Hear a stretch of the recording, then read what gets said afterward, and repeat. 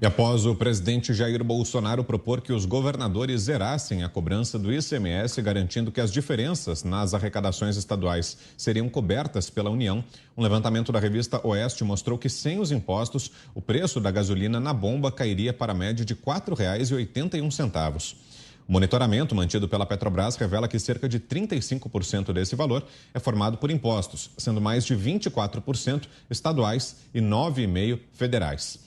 O chefe do executivo se reuniu com diversos ministros de Estado e os presidentes Arthur Lira e Rodrigo Pacheco, da Câmara e do Senado, para chegar à solução e reforçou no Twitter o pedido para que os governadores sigam seu exemplo para melhorar a vida dos brasileiros. O projeto de lei que estabelece um teto de 17% para o ICMS sobre combustíveis está no Senado e, durante reunião realizada nesta terça-feira com líderes partidários, o relator Fernando Bezerra foi orientado a esperar uma definição do Supremo Tribunal Federal sobre o tema.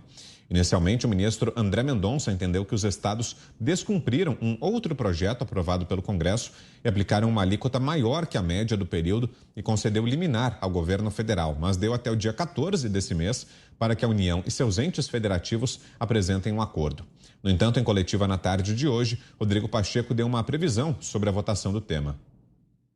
Passada essa fase de elaboração do parecer pelo senador Fernando Bezerra, ouvindo os governadores, ele deve ler o seu parecer na quinta-feira, numa sessão do Senado Federal, pela manhã.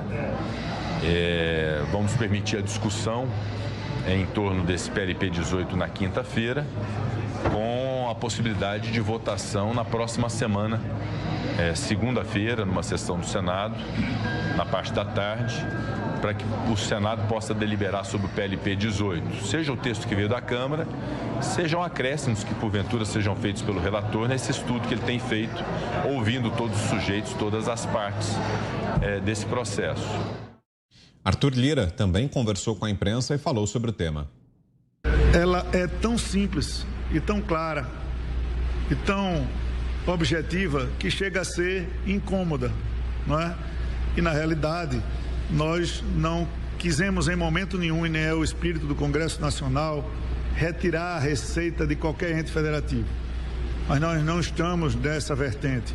Nós estamos na vertente de diminuir um pouco os lucros, os ganhos, a receita crescente com essas alíquotas que no momento de crise inflacionária machucam muito, principalmente os mais vulneráveis. Então a tese do Congresso Nacional, junto com o Poder Executivo, junto com os 27 entes federativos, tem que ser nesse sentido.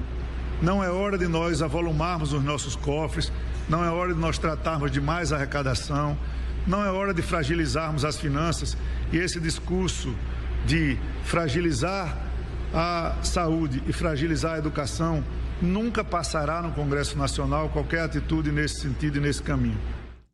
Por fim, Lira negou qualquer caráter político e eleitoreiro da proposta.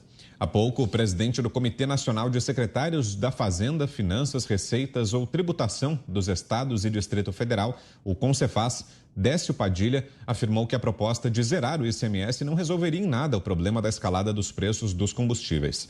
Já a Confederação Nacional dos Municípios classificou como de extrema irresponsabilidade a combinação da proposta de emenda à Constituição dos Combustíveis com o projeto de lei complementar PLP 18/22. José Maria Trindade, queremos ouvi-lo, Zé, em 1 minuto e meio. Olha, há um grande debate sobre esse assunto. Os presidentes da Câmara receberam pressão ali dos integrantes da Casa e do Senado Federal, também no sentido de que o Congresso tinha que fazer alguma coisa. E aí decidiram votar aquela lei que coloca os combustíveis entre os itens essenciais e, por isso, o limite do ICMS em 17%. Mas o presidente Jair Bolsonaro entendeu que deveria ir além e zerar os impostos e aí o Estado pagar essa diferença, mais ou menos como foi a Lei Candir para incentivar a exportação. Só que há reações das últimas horas aí, os governadores não estão aceitando. Correram aqui a Brasília e vão se reunir com os presidentes da Câmara e Senado numa tentativa aí de evitar esta nova situação de não arrecadar com os combustíveis. É fácil, É fácil demais meter a mão ali no bolso do contribuinte, né? E cobrar impostos altos sobre algo que a gente não tem como não comprar, que é exatamente os combustíveis. Então, há neste momento uma grande reação de governadores e secretários estaduais. Você, Fiuza, como é que está vendo esse cenário um dia depois do anúncio? Temos 1 minuto e meio, Fiuza. Olha, Vitor, o editor-chefe dos Pingos nos Is, Cleiton Obinha, ele facilita sempre o nosso trabalho, resumindo o assunto, até na manchete que estava anteriormente a essa, com o seguinte resumo aí: contra o Brasil. É isso, o Obinha vai sempre no nervo. Contra o Brasil. Não tem mais muito o que dizer, porque a ação do governo federal, com a sua exposição técnica, feita com alta categoria pelo ministro Paulo Guedes, com presença do ministro das Minas e Energia, Adolfo Saxida, entre outros, com a presença do presidente do Senado e do presidente da Câmara, o presidente do Senado em raro momento cooperativo. Todos eles mostrando o seguinte quadro: o governo federal fez o seu dever de casa, o governo federal tem uma equipe, já teve em outros momentos, isso não é partidarismo, não. Tem uma equipe que sabe fazer conta, colocou o Brasil numa recuperação pujante depois desta tempestade perfeita. Está se oferecendo para cobrir aquilo que os estados e municípios perderiam, os estados principalmente com o ICMS. E eles não querem. Eles não querem, eles que já receberam dinheiro da União também, a título de socorro. Alguns desviaram no Covidão. Eles não querem cooperar, eles não querem a ascensão da população, da sociedade, eles não querem melhorar.